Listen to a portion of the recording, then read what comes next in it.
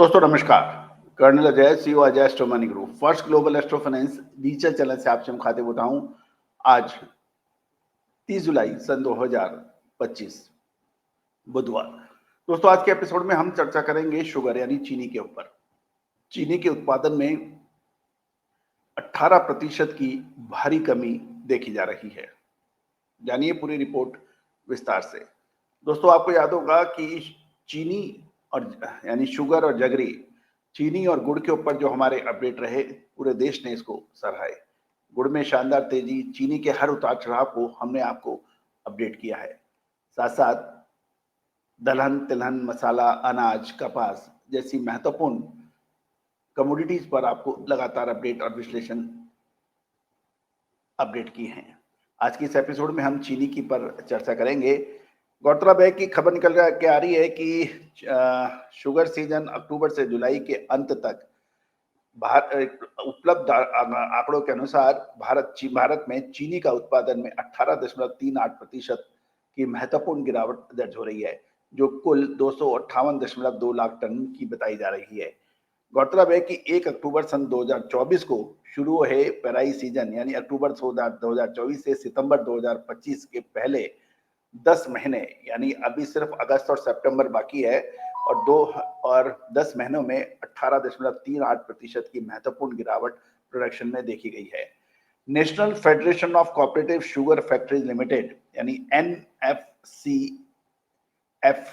SF यानी national federation of cooperative sugar factories limited का अनुमान है कि मौजूदा पेराई सीजन का कुल चीनी उत्पादन लगभग 261.1 लाख टन का हो सकता है, जो साल 2023-24 सीजन के उत्पादित 319 लाख टन के मुकाबले काफी कम है। यानी 261 लाख टन का उत्पादन की उम्मीद है, जबकि पिछले सीजन में 319 लाख टन था, जो इससे काफी कम बताया जा रहा है। फेडरेशन के अनुसार कर्नाटक और तमिलनाडु में जून से सितंबर तक विशेष पेराई अभियान चल रहे हैं, जिसमें कुल चीनी उत्पादन में कुछ अतिरिक्त टन जुड़ने की उम्मीद लगाई जा रही है। भारत के सबसे बड़े चीनी उत्पादक राज्य उत्तर प्रदेश में जुलाई तक उत्पादन घटकर 92.7 लाख टन रह गया है, जो पिछले साल 103.6 लाख टन था।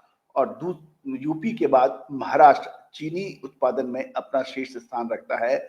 वहां महाराष्ट्र में भी चीनी के उत्पादन में भारी गिरावट देखी गई है। पिछले पेराई सीजन में 110 लाख टन से घटकर महाराष्ट्र में मात्र 80.90 लाख टन हुआ है। इसी तरह से तीसरा जो महत्वपूर्ण राज्य है वो कर्नाटक है। कर्नाटक का चीनी उत्पादन पिछले साल 51.6 लाख टन से घटकर 40.6 लाख टन रह गया है। तो दोस्तों उत्तर प्रदेश, महाराष्ट्र और कर्नाटक, इन तीन राज्यों की जो अभी मौजूदा डाटा आए हैं, आंकड़े प्रस्तुत हुए हैं, उससे तो चिंताजनक नजर आ रही है हालात।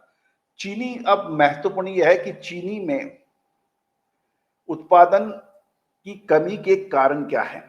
मुख्य कारण जो फैक्ट्री ओनर्स और किसान और व्यापारी बता रहे हैं, सबसे पहले है गन्ने की कम उपलब्धता, प्रतिकूल मौसम की स्थिति, इथेनॉल उत्पादन के लिए गन्ने का बढ़ता उपयोग और कीट और दूसरी फसल की बीमारियों के कारण फसल को नुकसान, ये कुछ कारण बताए जा रहे हैं।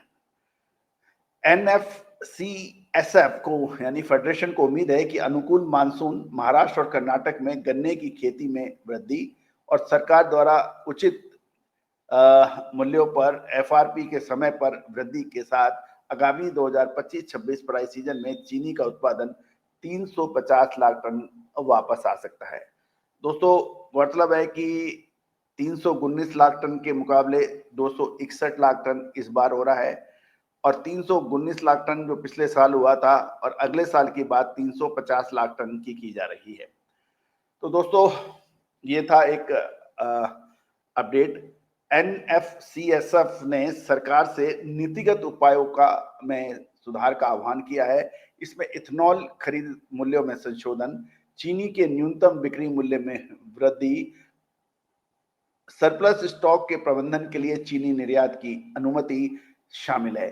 खासकर स्वास्थ्य जागरूकता के कारण प्रति व्यक्ति खपत में गिरावट लगातार देखी जा रही है। NFCSFL के प्रबंध निर्देशक ने कहा कि चीनी मिलों के वित्तीय स्वास्थ्य की रक्षा और ग्रामीण रोजगार को बनाए रखने के लिए कदम महत्वपूर्ण है, जिससे इथेनॉल और सहकारी क्षेत्रों में निरंतर प्रगति सुनिश्चित किया जा सके। दोस्तों, गौरतलब है कि सरकार ने 10 लाख टन चीनी के निर्यात की भी बात की है, जिसमें से काफी बड़ा हिस्सा चीनी के निर्यात हो चुका है। लेकिन जो ये फेडरेशन है, इसके जो डाटा है ये काफी चिंताजनक है। National federation of cooperative sugar factories limited के जो ये आंकड़े हैं, इसके अंदर करीबन 18% चीनी का उत्पादन कम बताया जा रहा है, यानी पिछले साल 319 के मुकाबले इस साल 261 लाख टन। ये एक चिंता की विषय इसलिए है क्योंकि आगामी 2 महीने, क्योंकि आने वाले समय के अंदर सिर्फ 2 महीने इसका बचा है और उसके बाद फिर फेस्टिवल सीजन अगस्त में भी चालू होगा और उसके बाद इस साल दिवाली भी अक्टूबर माह में है। इन सब को देखते हुए चीनी के उत्पादन की कमी निश्चित रूप से एक प्रश्न चिन्ह लगा रही है। दोस्तों, उम्मीद है कि ये सभी जानकारियां सभी व्यापारी बंधु, किसान बंधु, फैक्ट्री ओनर्स के लिए काफी इंपॉर्टेंट रही होगी। दोस्तों, हमारा हर संभव प्रयास रहता है कि महत्वपूर्ण जानकारियां आपसे शेयर की जाए। कोई भी विशेष अग्रिम रिसर्च के लिए आप हमसे संपर्क कर सकते हैं, नंबर स्क्रीन पे दिए हुए हैं। All the very best, good luck, happy trading.